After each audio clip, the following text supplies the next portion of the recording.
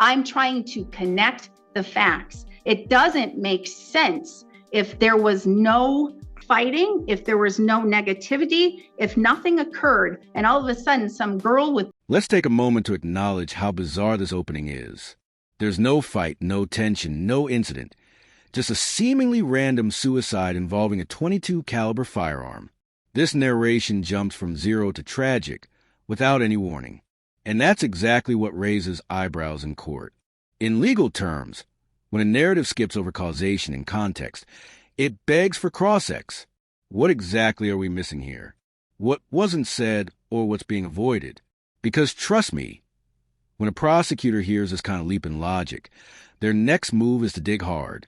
Hair and huge, delicious-looking cleavage, and a statement is made that the woman would go and all of a sudden go home and nothing else occurred. She would grab a .22 and shoot herself in the head in front of her significant other without a statement made. All right, okay.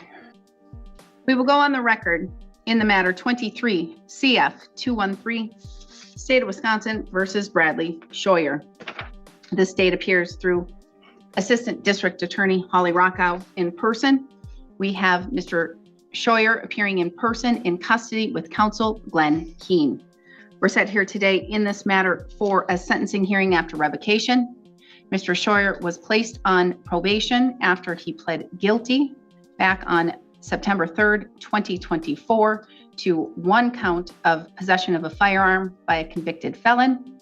3 days after he was placed on... 3 days, just 3 days after being placed on probation, Mr. Scheuer was already back behind bars. Let that sink. And this isn't about a single bad decision. It's about how fast someone returns to chaos after the court shows mercy. Judges call this a failed opportunity. And when a person can't stay clean or compliant for even a week, the system starts asking, is rehabilitation even possible? Hearer, is this just a cycle we're stuck repeating? Probation, he was put into custody for another serious offense in which he was just recently sentenced. He was revoked on this matter due to the allegations and matters in the case that he was just previously sentenced. This matter was set for a revocation sentencing. The court has received and reviewed the revocation order and warrant packet from the Department of Corrections. I have reviewed such packet, and in my review, I could not see any material facts or statements that need to be clarified on the record. But again, I don't know all of the information that the attorneys know to be able to have those material facts and corrections jump out at me. Ms. Rockow, as Assistant District Attorney, are we in victims' rights compliance? Yes. Did you review the revocation order and packet in order? I did. Any material facts or statements that need to be corrected on the record? No, Judge. Is there going to be a victim? Something that might surprise you? There's no victim impact statement in this hearing. Now, usually that kind of testimony carries emotional weight and can heavily influence sentencing. But when it's absent, especially in cases that include trauma or violence, it raises a quiet question in the courtroom. Was it choice or was it fear? Silence isn't always peace. It can be strategy or it can be pain. Impact statement made here today? No. Okay. Mr. Keene, did you receive and review the revocation order and recommendation packet? Yes, Your Honor. And there are no facts in there that I believe need to be corrected. Did you review that thoroughly with Mr. Scheuer? Yes, Your Honor. And he did not discover or find any material facts or information that should be corrected on the record? But no, Your Honor. Okay. All right. Thank you. Ms. Rockow, please begin your sentencing argument and recommendation. Thank you, Judge. The state respectfully recommends that Mr. Scheuer be sentenced to the state prison system for a total of 4 years, with 2 years of initial confinement, 2 years of extended supervision. That is in line with the recommendation that was outlined in the PSI by the department. As the court's aware, we are to consider the Galleon factors here in determining an appropriate sentence for Mr. Scheuer. The state's position is that Mr. Scheuer must be sentenced to prison based upon the factors. As far as the gravity of the offense, possession of a firearm by a felon is very serious. The legislature indeed has deemed this a Class G felony. Let's talk legal weight. In Wisconsin, possession of a firearm by a felon is a Class G felony, and the legislature does not treat that lightly. It's not just about owning a gun. It's about the underlying risk that a repeat offender poses when they rearm themselves. In this case, not only was he caught with one weapon, there were 4 firearms, including rifles, and at least one in his direct control. That detail alone elevates the danger level significantly. And with prior violent convictions, the prosecution doesn't need to stretch far to justify a lengthy prison. With a maximum possible penalty of 10 years, it's a crime that poses a serious risk to public safety. This crime in particular, the underlying facts of this case warrant a prison sentence. Mr. Scheuer was, at sentencing, there were 4 other counts that were dismissed but read in, including 3 counts of possession of a firearm by a felon in addition to this conviction. There were 4 total rifles that were in Mr. Scheuer's possession at the time of this incident.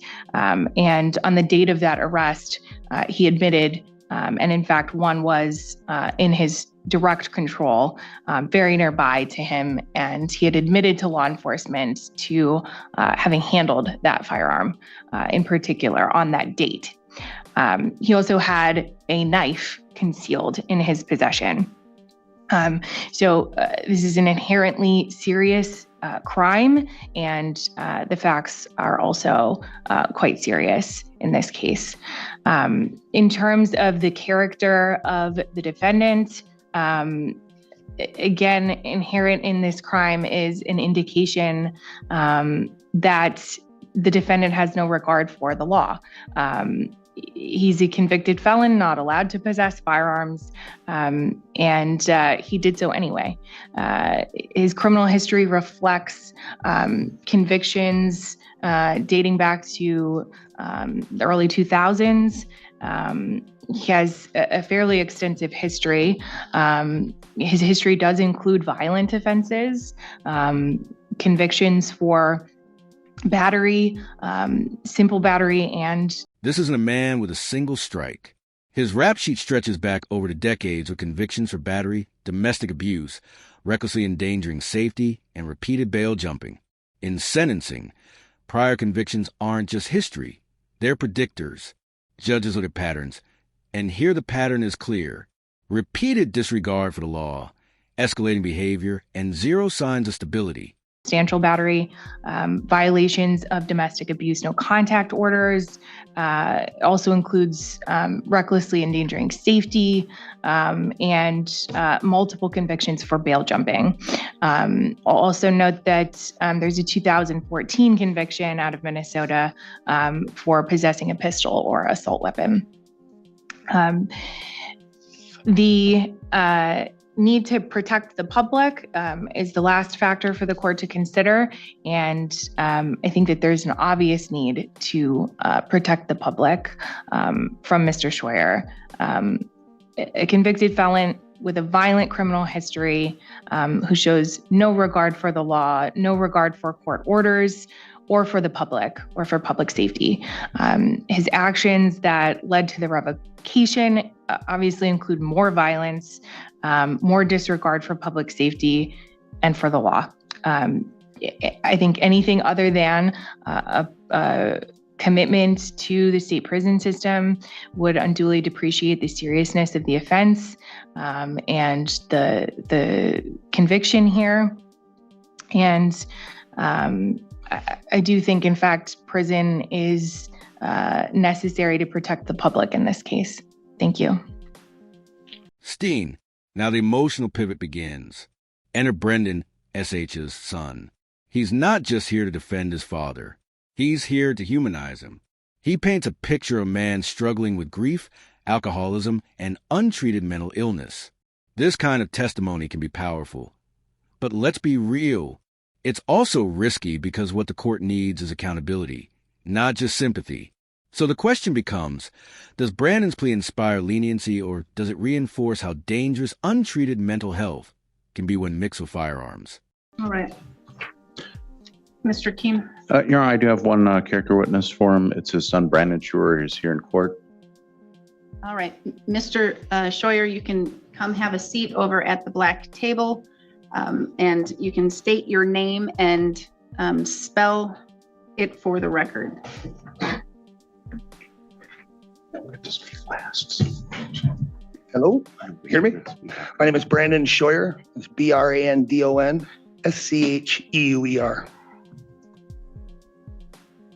You may begin. Where do you want me to start? Glenn. Oh, Nope, you just. whatever you talked about. Oh, whatever I talk about. Yeah. All right, well, I'll start off by saying that, I do think that violent criminals should be in prison. I don't think my dad's a violent criminal. I think that he has mental health issues that were never addressed for the last 20 years. And I do believe alcoholism amplifies those. And I believe getting mental health would help him dramatically. In the case of this issue, I could tell my father was a different person after the suicide. My father always had like a clean counter, dishes always done, up early. I would not hear from him for a couple of days after the incident. I would go check on him. He would still be in bed with a giant body pillow, counter trash, sink full of dishes, just completely not his character. And I believe that was just more depression. And I think that his depression and his mental health issues have never been addressed. And he's constantly been incarcerated and never gotten help that he's needed. And I think getting him the help he needs is a big step. Is he going to have to be in prison? Yes. Brandon's argument is layered. He acknowledges the need for prison, but pushes for mental health support, arguing that simply locking someone up doesn't solve the root problem. He's right about one thing. Our system is flooded with people who need treatment more than time. But this case, it's not just about mental health. It's about a felon who had guns, who violated probation, and whose partner ended up dead. Sympathy is valid, but safety comes first in a court. It's an epidemic in this country where people are just locked away when they have issues, and we don't address the mental health issues that we need to address.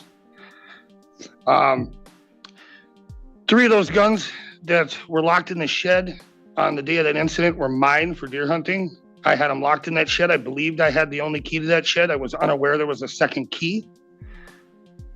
The .22 firearm that was used in the incident, to my knowledge, was used for protection against bears as they were living in my camper on his 40 acres. When Crystal and my father first started staying on the 40, they were staying in a tent. They had bears tear the tent, tear the coolers. I gave them my camper to stay in as a safety option.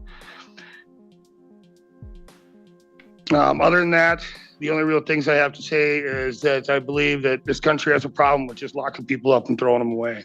And I think that we need to address mental health issues more and more in this country. And this case in particular, he's had 20 years where he's never had that addressed. And he grew up at a time where when people had mental health issues, they really didn't talk about it or get addressed.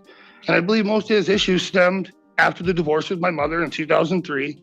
His alcoholism, which he hadn't drank in many years, had kicked off and came back into his life and continued to amplify those mental health issues. Because when people are depressed, the drinking don't help that. All it does is amplify those issues. And that was never, ever addressed in over 20 years of him being in and out of the system. That being said, I can't quite think of too much other things to say. I know my father is a very good person when he's not drinking. He has donated his time to my business during the parades and other things, and to help me with working with kids in the community for kayaking. He cuts and splits wood. He has helped friends of mine who needed trees removed or other things on their property done come over without even being paid to help out, just to be a good Samaritan. So I know there's good in him. We're not unlocking the good. We're locking the good up with the bad. Where we should lock the bad up and unlock that good. And the only way that is to use, mental health therapy and other sorts of programs to get to the root of the problem. I went through therapy because of you, Judge, and I continue to do that therapy for a while after the things we had with the things I did to get back, and it helped me very much. I'm creating new programs to help myself hydrate more, things like that, getting better eating schedules, just slight things to add more consistency to life and a more routine schedule. And I think, that helps a lot of people. And it's something I needed just slightly to help my life. But there's a lot of people that need a lot more than that. And they need that intense mental care. And that's something this country has gotten far, far away from. And I hope we get back to it. Thank you, Mr. Scheuer. Thank you, Your Honor.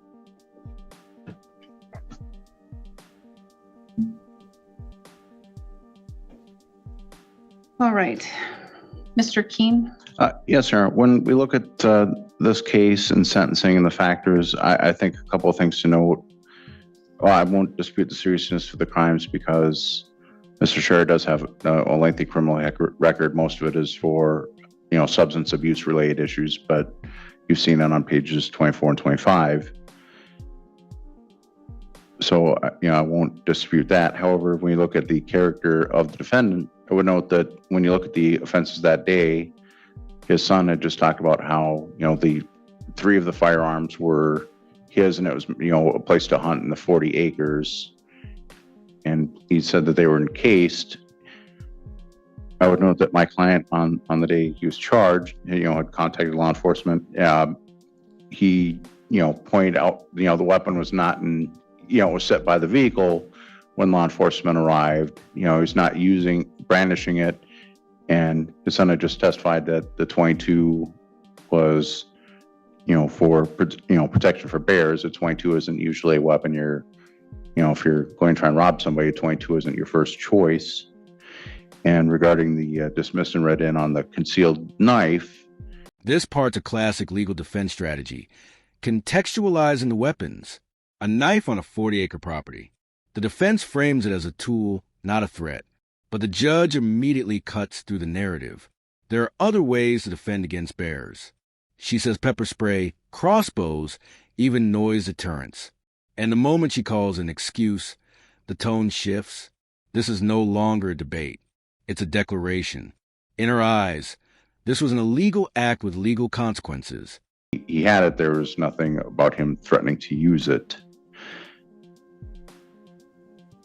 But I'm hearing excuses. He's a felon. He's a felon, a convicted felon. And I'm hearing excuses. Even in your defense argument, they're excuses. I see them as mitigating factors rather than excuses. There's other things to use to protect against bears. I've done it myself. I've grown up in bear country myself. I don't carry a 22 or a knife. There's bear spray. There's crossbows. There's other things that felons can use. And here's the real turning point. The judge is no longer just reacting. She's confronting. You're offering excuses. She says, not explanations. And in legal terms, that's a critical distinction. Explanations offer insight. Excuses shift blame. And when a defendant starts relying too heavily on context stories about bears, about grief, about shed scores, begin to wonder where's the accountability, because when it comes to sentencing, excuses are the fastest way to lose credit. The firearm was owned by the person who lived there, not him. But I get that when you live with you're a felon and the person you live with has a firearm, it, tends to put you in an untenable situation. And he admitted to operating it. Right, moving it. Okay. But I think we did point out in needs is that, the alcohol and counseling needs, and he did talk about one of the things looking at revoked is that unfortunately, mental health needs did increase after that because his son did describe a change in my client's behavior after his then girlfriend, unfortunately, took her own life that day. And, that obviously contributes to a downward spiral as well. And I would note that, when you look at protection of the public, I would note that, he already, for the offense he was, convicted, pled to in this court, he already had a 9-month sentence. And I think that, allowing him to be closer to his son and the community would probably do more in the long term to protect the community than than just simply warehousing him again, which is what his son was saying, because, it access to, counseling and other needs.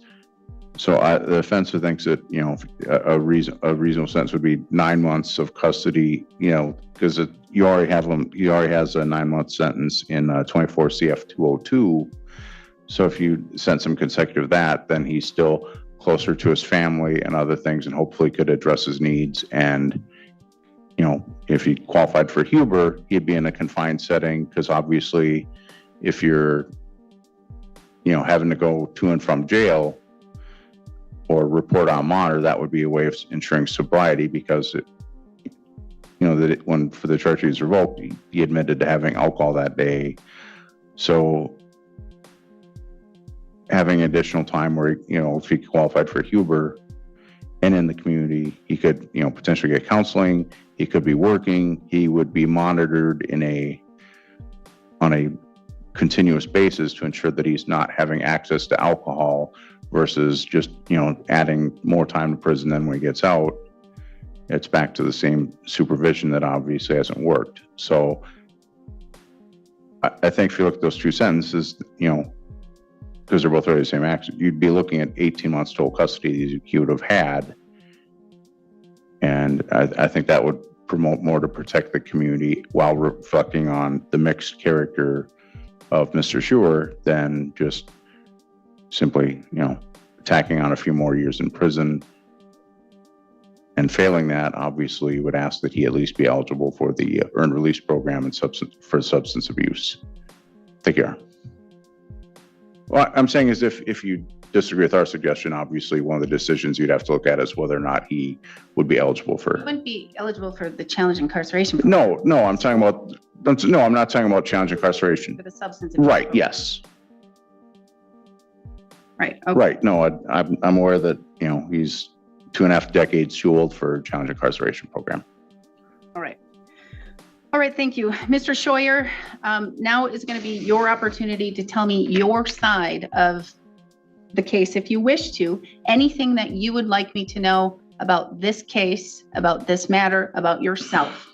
I have read the department's revocation packet, which does include a lot of information, and it includes the decision by the ALJ, the alternate, or the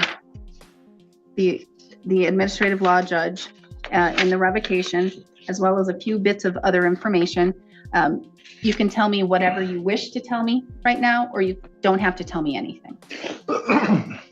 Well, I'm going to tell you one thing, that the gun was for her. It wasn't for me. It was for her protection. She was a girl from the cities, and she was afraid of the bear. The gun was given to her for her own protection. And it was supposed to be locked in her storage shed, and she had the only key for that storage shed. I don't know how the gun got. Obviously, she went and got the gun, plain and simple. I didn't know. I was at work, and she dropped me off because I worked at the 10th hole. And she dropped me off, and then she picked me up. And then when we went home, that's when she went in and brought the gun out, plain and simple.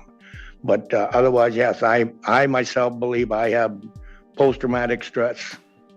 I was in shock. I never would want to witness anything like this in my life again. I feel sorry for vets going to war and watching people die. I love that woman. Loved her to death. This is where things get deeply personal and tragic. SH opens up about trauma, shock, and his love for the woman who took her life. His pain feels real, but what's also real is the contradiction. He says he didn't know about the gun, then admits he moved it, that act touching the weapon, the scene, and possibly the investigation in court. Emotion may explain behavior, but it doesn't erase legal responsibility, especially when tampering with a crime scene is involved. I didn't know if she was going to shoot me. I didn't have a clue. It's the only reason I moved that gun. And the other guns I didn't know nothing about. Yes, I had a key. I had a key in my key ring, but I hadn't gone into the shed. I wasn't in the shed for days. And it was 2 days before deer hunting. That's all I know. And the guns that were in the storage, in her storage shed. And I know my son deer hunts, and he was supposed to have friends come over that didn't have guns, and they were going to hunt. There was no bullets, nothing there. There was absolutely nothing to fire out of them guns that were in that shed. Absolutely, there was just guns. That's all it was. Guns and gun cases. And I knew nothing about them. I knew about the 22 that she had because she asked for permission, and she got the gun from my son for her own protection when she was there by herself. That's what it was supposed to be for. And like I said, I only moved the gun when she shot herself and hit the ground. That's why I moved it, and I leaned it up against the car that was in front of it. Like my son said, I help him a lot. I help a lot of people. If you even ask the jailers here, I'm cleaning all the time. I ask to move to different cells just to go clean them because they're not clean.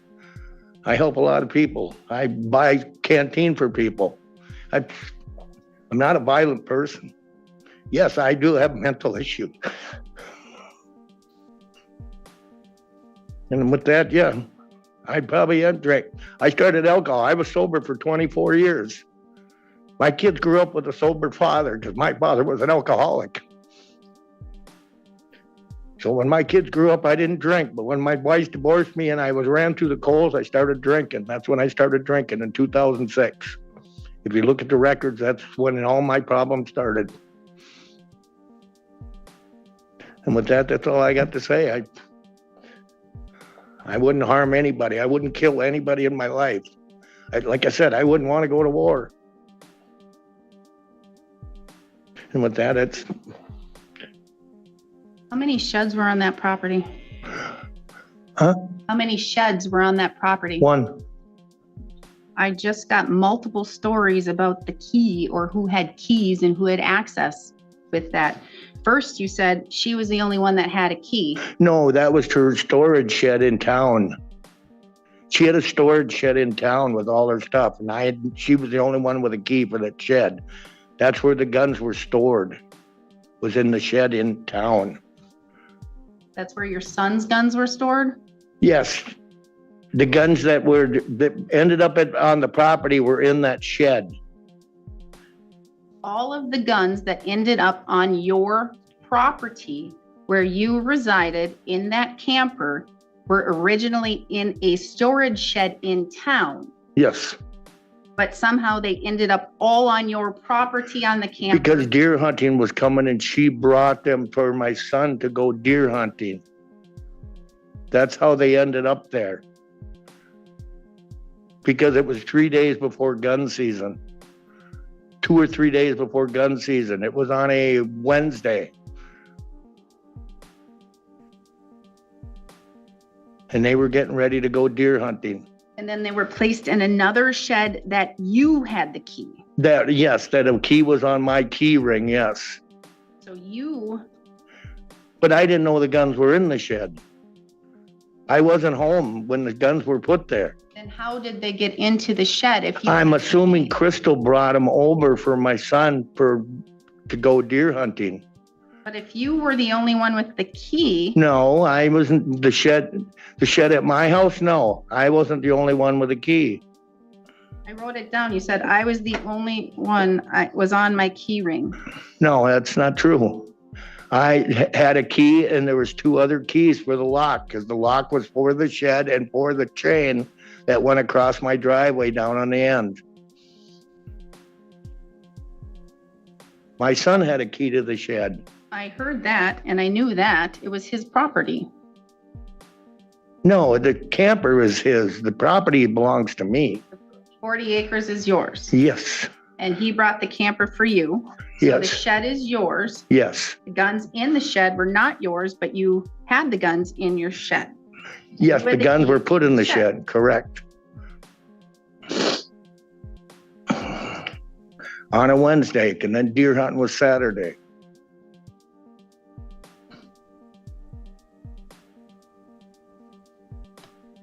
But there was no ammunition for the guns.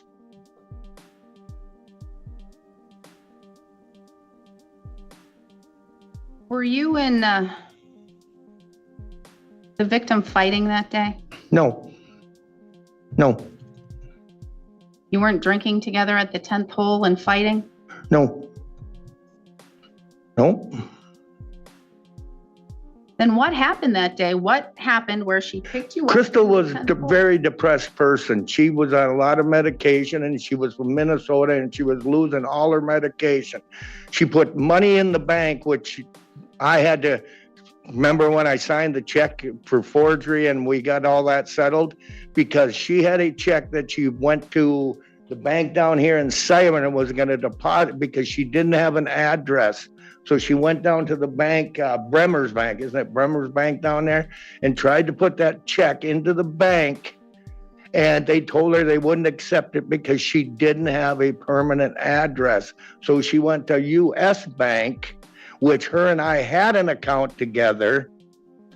But then she moved back to Minnesota for her medication to a Jeannie, and I can't pronounce her last name's house, and changed her mailing address. That's how Crystal's daughter got the statements for the bank, which she put the money in US Bank, and US Bank wouldn't let her take the money out because she couldn't establish a address. So again, I don't understand how this happened, because here we have a day, okay, Yes, where we have the victim dropping you off at the 10th hole to work. yes, And then you in the said, morning. And then she went to the food shelf to help at the food shelf. can you let me talk, Yes. please? And then she dropped you off at the 10th hole, Yes, and she went back and did whatever she was going to do that day. yes, And then she picked you up from work at the 10th hole, and you're telling me she didn't have any drinks or alcohol. yes, she did. So she sat and she drank for a while. No, she had one drink. She had a Bloody Mary. She had a Bloody Mary, and she picked you up. Did you have anything to drink that day? No, So you didn't drink. She had a drink. She picked you up. She brought you back to the camper. You weren't fighting. There was no negativity between the both of you. You get back to the campsite, to your camper, where you both have resided and lived for a significant period of time. And then all of a sudden, out of nowhere, The judge is pressing hard now. Her tone shifts from inquisitive to surgical, dissecting minds, questioning key access and highlighting inconsistencies in SH's story. Was it his key, her storage unit, his shed? Every change in his narrative chips away at his credibility. And let's be honest, when a story has as many versions, the court doesn't just assume confusion, it suspects concealment. This is where reasonable doubt becomes judicial. in the head. That's what happened. That's what I'm hearing. No. Nothing happened that caused this. When we were at the 10th hole, there was a girl in there that had black curly hair like Crystal used to have. She used to have long black curly hair. Well, she cut all her hair off and it was pure white. It turned gray. Well, this girl had the same kind of hair that Crystal had, and she had a low-cut shirt. And when she went by, Crystal said, "Look at her hair." And I said, "Yeah, it's pretty." And I said, "She's got a nice cleavage too," because her cleavage was hanging out. And Crystal used to be the same way. Well, the girl next to Crystal turned to her and said, "Well, I'd like to do something with my hair." So I think one reason was that depressed her because her hair was cut off and it wasn't what it used to be. Crystal committed suicide more than once. I saved Crystal twice before this. One time she took a bunch of pills when we were living in Burnsville. It just doesn't make sense.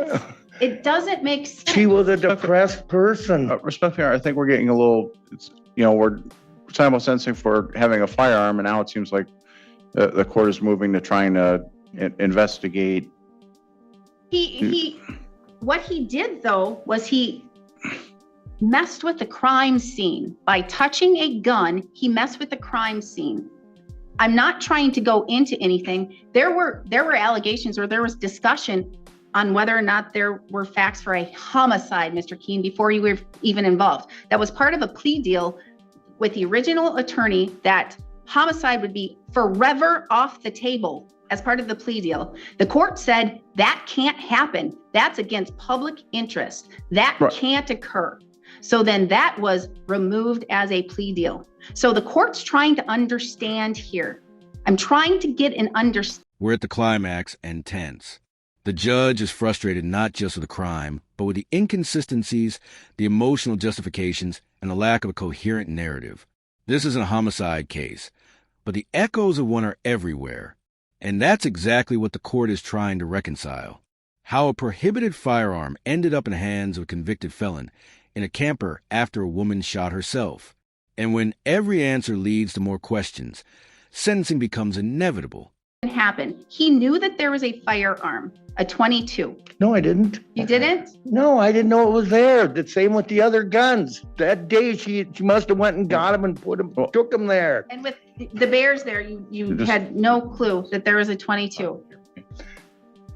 Yes, but the gun was still stored because the bears weren't around anymore. You just said you didn't know that there was a gun, but yes, you knew that there was a gun, but it was stored somewhere. So there weren't bears there anymore. There's always bears. We're in bear country. I realize that. None of these, I'm just saying, Mr. Keene, none of his statements, none of his facts connect. That's what I'm saying. And I'm trying to connect the facts. That's what I'm trying to do.